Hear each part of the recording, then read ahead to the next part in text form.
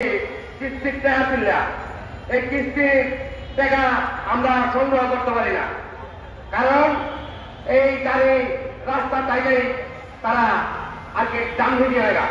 দাম ভেঙে নেওয়ার অর্থ হচ্ছে এটাই 1200 টাকা তাদের এই দিতে হবে, দাম নিয়ে কষ্ট দিতে হইব।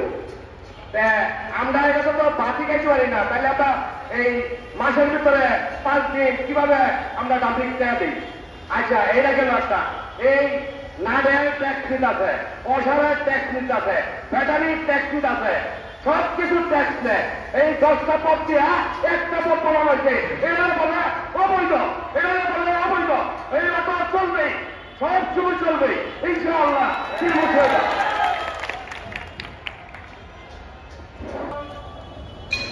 বিভিন্ন কারখানার শ্রমিকের সমস্যায় ছুটে যায় শ্রমিক আন্দোলনের অগ্রসৈনিক।